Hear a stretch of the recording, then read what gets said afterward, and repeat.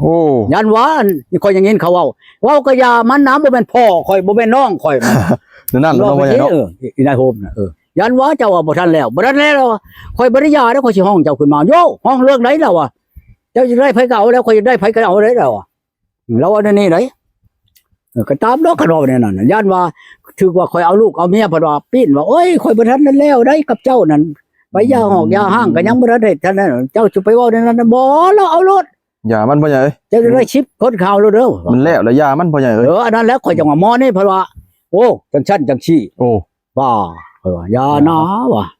คอยจังว่ากันเจ้าบ่คักแล้วขึ้นมาแม้ว่ะค่าน้ำมันรถเจ้าหลายปานใดคอยสิเสียให้เจ้านี่มาพังเบิ่งนั่นเขาลงบันทึกในเฮือนข่อยนี่ในนี่ใบนั้นแจ้งการก็อยู่ในเฮือนข่อยนี่เพราะบ้านเฮ็ดให้แล้วว่ะอ้าวเฮ็ดแล้วบ่พ่นน่ะอ้าวข่อยลืมแจ้งเจ้าข่อยก็ว่าในนี่แล้วรู้จักว่าเจ้าน่ะเป็นนั่นกกหากบางหน่วยของเมียข่อยนั่นโอ้ยข่อยลืมว่ะแจ้งในเด้อย่าเอ้ยว่ะแล้วเลยเด้อว่ะอย่าเขาเนาะพ่อใหญ่เนาะโยมันจะคายเนาะ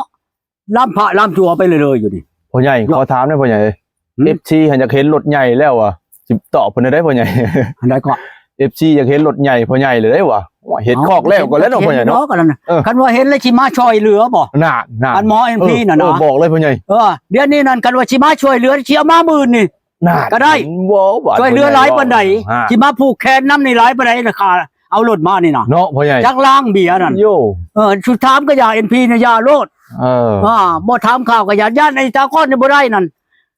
เชิญโลดล่ะเอ้ยต่อไปนี่นั่นฉันบ่เฮ็ดเฮือนมันดอกจุดพอทำก็ได้ว่ะทำปโลนั่นจังน้อยทำถึงเจ้าน่ะอยู่ว่านใดตาแฉงใดพ่อใหญ่อันนี้ก่อมือใดคือว่าไวช่วยหลายปานใดผู้แขนรถนี่บ่พ่อใหญ่อันนี้ก่อมือใดคือว่าไวเนาะพ่อใหญ่เนาะแป๊บเดียวโอ้ชามมือเลยเอาชามมือเลยบ่ยักว่ามันจะเอาหมอนั่นไปน้ำมือนี่ไปปุ๊ไปใช่หัวช่างตานั่นยังไม่ไปบ่พ่อใหญ่จะว่ามื้อนั้นยังไม่ไปบ่สิไปงานดองบ่พ่อใหญ่บ่ไปดองเขาขึ้นว่าผู้สาวบ่ไปหามีแม่นบ่ซะผู้จะบอกไปหาว่าสั่งไปถึงตัวนั้นแหละไปกินดองแน่เลยไปเบิ่งน้ำมันแล้วจังมันสิเป็นอะไรล่ะ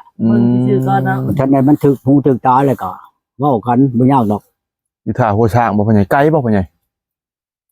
ท่าหัวทางช่างบ่ลึกท่าชิโนเอานี่นะท่าโพนนี่โอ้ใกล้ๆนี่บ่แลสิไปนำบ่แม่นหยังดอกพ่อใหญ่ไปก็ไปแล้วบุญพร้อมมื้อนี่บุญบังไผย้อนว่าไปหาผู้แขกผู้สาวแล้วบ่แลสิไปนำบุญบังปูชีแก้ววางประตูไปตอนนั้นบังไผแสนนั่นชี้บังอันนี้บ้านเขามื้อนี่ได้4บังบ่พ่อใหญ่4บังบัดนี้บังไผอัน10,000ไผอันนี้นั่นเป็น100บ่มื้อนี่นั่นคือใหญ่แท้พ่อใหญ่นั่นน่ะบุญใหญ่อีหลีได้บ่เป็นบุญน้อยได้บุญพระเวทโอ้โดยจะขี่รถจักรนี่บ่ไปมื้อบ่แล้วรถใหญ่เลยรถวิโก้นี่แล้วบ่ตบ่ได้ขี่รถอันนี้ได้ได้ขี่รถฟอร์ดที่เก่าบ่ยจะบ่ขี่แล้วกูสิไปแต่เช้าสิบ่ค่ำบ่เบื่อฮอดมาได้บ่ได้เป็นไปนอนไหนไปแล้วแต่เช้านี่ก็มันแล้วก็ชำนี้ก็มาคงว่าไปกินดองดองลูกหลานน่ะนะย่างรอบุญแน่บ่บุญแน่เขาให้ไปบุญบุญในบ้านเขาแหละโอ้บ่ยากดอกอันนี้น่ะไปนั่นขี่รถฟอร์ดแล้วยันคำกับบ่ฮอดเนาะไอ้ลมสิไปนำบ่กินรถฟอร์ดบ่เบิ่งแล้วก็ได้รถนี่แหละรถหลานนี่โอ้หน้านี่เด้บ่เห็นบ่รถเจ้าเห็นรถวิโก้หลานเนาะรถว่าสิเอารถน้องชายหั่นมันคน6คนซื่อๆแล้วอย่าเอารถคันเดียวแล้วไปว่ะโอ้เนี่ยนั่นเนาะพ่อใหญ่เนาะมันมีแต่มันยากต่อไปนี่เขาช่วงนี้เพิ่นจะได้สังกะสีน่ะจังว่าให้เขาอดซะก่อนโอ้มาจะพุ่นก่อนไปช่วยเขาบล็อกนี่ก็จักสิพอหรือบ่พอกันมื้อนี้ก็พอแล้วเนาะมุงแล้วได้เท่าใดลังพ่อใหญ่คำบล็อกบ่พอนี่สั่งมาพร้อมสังกะสีเลยมันจะแล้วบัดเดียวมามื้อเดียวเลยเขาว่าสินับเบิ่งนำมันทำได้มันยังบ่พอเอาคือบ่ว่านำเขาขับรถไถออกไปซื้อเอารถซื้อแล้วก็ซื้อบล็อกเข้ามาเลยรถไถมันเบิ่งตีนมันหั่นบ่ได้ดอกบ่แหละเอ้ยบ่จันรถไถในบ้านนะรถไถเขานะนี่เนาะเอารถน้องชายนี่ก็ได้ดอกบ่ว่าแต่รถไถแล้วเอารถอันรถวิโก้เราบอกรถวิโก้ไปก็ได้ดอกได้ย่างดอกอันนั้นธรรมดาเนาะรถวิโก้ใช้รถเฉพาะคนนั้นอันนี้บ่ค่อยเนี่ยมันน้องชายนี่ก็คันนึงหลานชายก็คันนึงเนี่ยวิโก้นี่น้องชาวอีกก็คันนึงนี่หลานอีกก็คันนึงนี่4คันเลยได้เฉพาะ ในอันจุ่มเจียมข่อยไหน ว้าร ถไมโครนี่นะ โอ้นั่นเนาะพ่อใหญ่มีหลายคนยังเหลือพ่อใหญ่เนาะบัดนี้เนาะ5คัน6คันเด้อของพ่อใหญ่เนาะพ่อใหญ่เนาะ กันข่อยเอาออกมานี่ก็6แล้ว ไผจะพ่อใหญ่น่ะผู้หญิงนะ หืม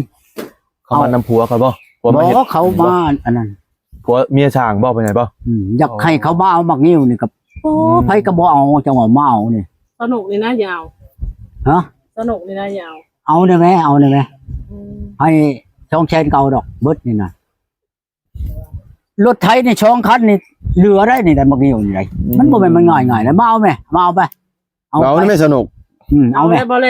ยืมตัวเลยได้มาขึ้นให้ได้เด้อ โอ้ยบ่แลขึ้นบ่ได้ดอกบ่แลนะ ผู้ขึ้นนั่น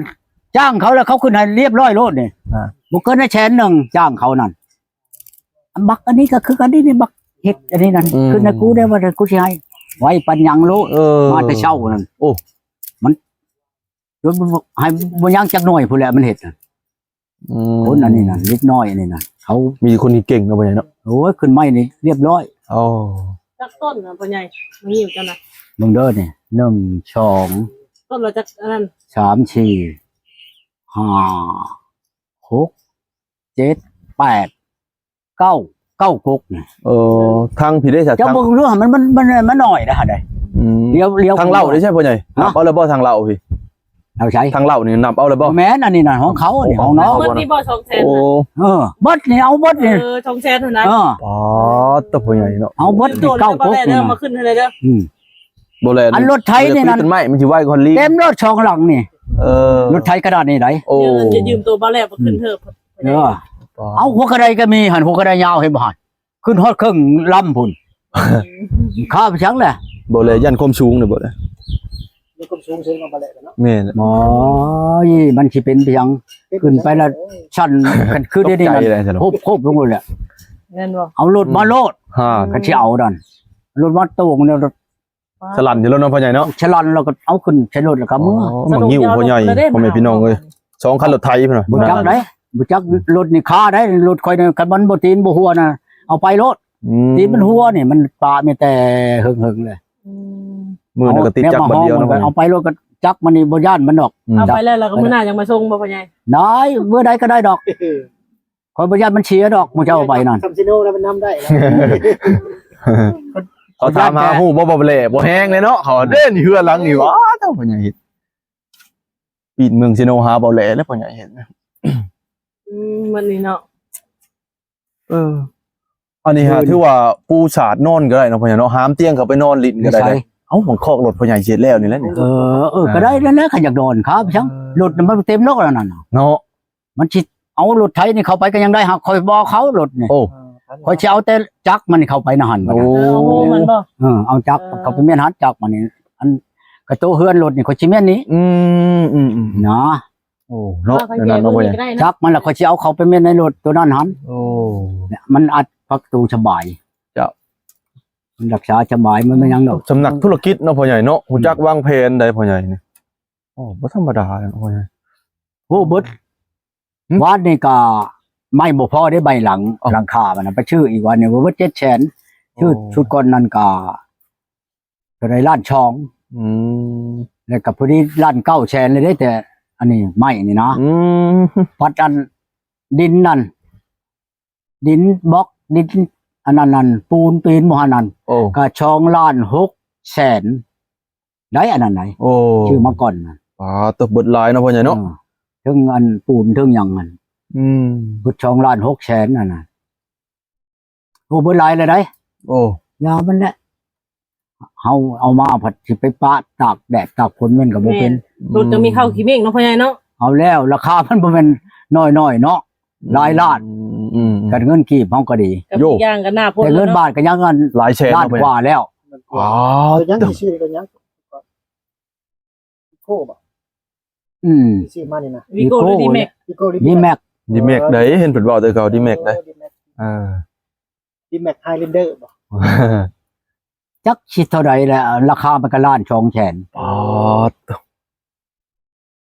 เขาชื่อเลยนะหลานน่ะชื่อมาให้นี่ ยังเหลือแต่เบาเละเนาะยังบ่ได้เฮ็ดได้เด้สิได้เนาะ จังว่านี่แหละ ก่อน ใกล้แล้วบ่แล้วใกล้แล้วใกล้แล้ว บ่ได้เห็นสิทุกได้เดือนละ1,000นึง มือฮื้อจังมามือฮื้อนี่ มือเอ้ย คันว่าถึกได้ก็ถึกว่าข่อยได้ก็เห็นบ่แหละมันยิงข่อยน่ะ มือหือบ่ ได้พ่อใหญ่ก็ นั่น ได้พ่อใหญ่ ฮะ ได้ก็ อย่า หวามือนั่นคันข่อยไปมื้อนี่คันมันมานั่นก็แม่นมาพร้อมรถมื้อนี่นะ ว้าวตง พร้อมทั้งรถพร้อมทางอันผู้หญิงบ่ปะนี่ เออ ว้าวตง มันว่าเนาะ